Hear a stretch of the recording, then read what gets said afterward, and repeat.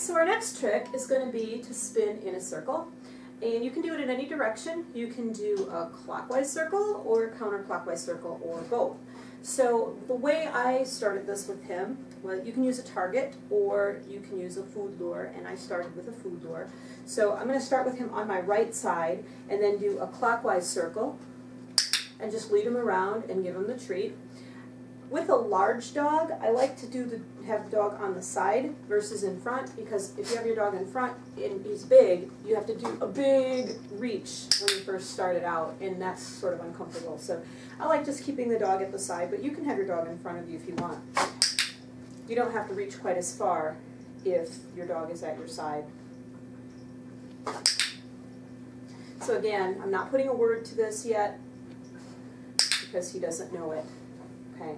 So I've done a few repetitions with the food lure, so now my goal would be not to have that food lure in my hand anymore, and to do this and have him spin around and then retreat him after the click. So he's just following my hand, and eventually that's going to become the hand signal to just do that, and he'll spin. And eventually my hand signal is going to get smaller and smaller and smaller. Whoops, you okay? Touch. Good boy.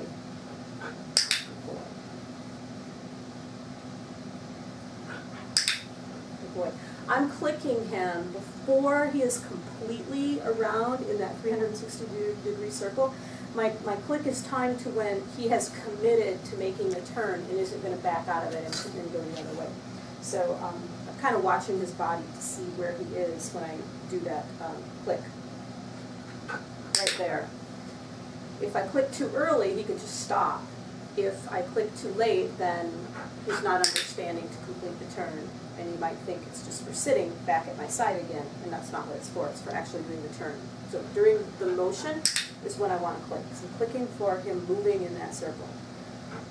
Okay, so now he's got that pretty well. That's sort of the hand signal now, is just to do that, and he's following it. So now if I want to put a word with it, and I actually have not done this really with him, so this is real time for him to learn the word. And I'm going to call this way twist, and I'm going to call this direction spin. So I'm going to teach them separately. Good touch. Good boy. So get him up to standing.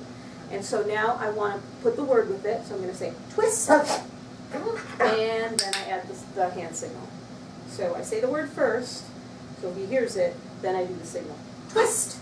You can say he's looking at me and he doesn't know what twist is yet.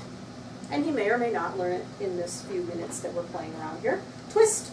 Good boy. Twist. Good boy. Good boy. Twist. So he started to turn there. Twist. That's cute, but that's not what I wanted. Twist. You may find your dog does a lot of really cute things while you're playing around like this. Twist. It could become tricks later. You can create your own tricks. Twist. There we go. So he started kind of to turn his head on his own. Twist. Good boy. Good boy. He's probably getting dizzy by now. Twist. Yay! So he started the motion on his own that time, and I just I supported him a little bit to keep him going. Twist. Good boy. So he started to do it without the hand signal. So that's how we get to have a verbal cue and a hand signal separate. We don't want to have to do them exactly at the same time, because he's really not paying attention to the word if he's just focusing on what my hands are doing. Ready? Twist. Good boy. So maybe he's learning the word finally. Twist. Nope. Still not quite. Not quite. Ready? Twist. So we'll give him a hint. Twist. Good boy. Good boy. So he's processing, he's twisting. It's a little bit slower without the hand signal because he's really trying to figure out what it is I want him to do. Come on here. Ready? Give him a hint. Twist. Oh, this gets his treat out. Twist. Good boy. Good boy. Good job. Twist. Good boy. We'll do one more on this side. Scoop. Twist. Good boy. And he did it without the hand signal. So that is good. He's learning now that the word means clockwise circle. I could do the same thing to teach him the other side. I would use my other hand, so give it sort of a distinct look. And I would do the same thing. I'd start with a little piece of food, and I would go counterclockwise. And the same thing, instead of having him right in front of me, so I don't have to reach so far, I would have him more at my side, like in a heel position. So I would just go through it and build it up the same way. Food lure a couple of times. And then no food. And just use the hand signal. Good boy.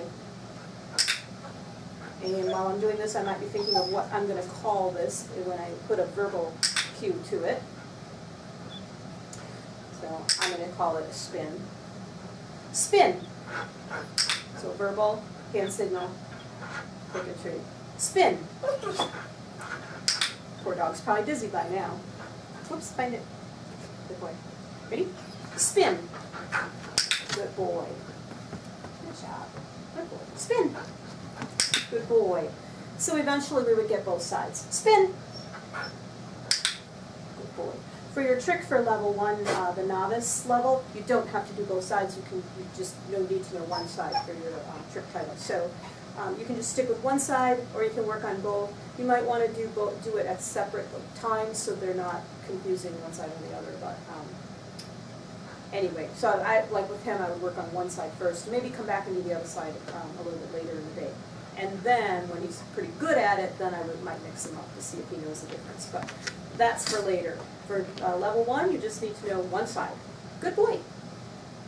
Yes, good job, buddy.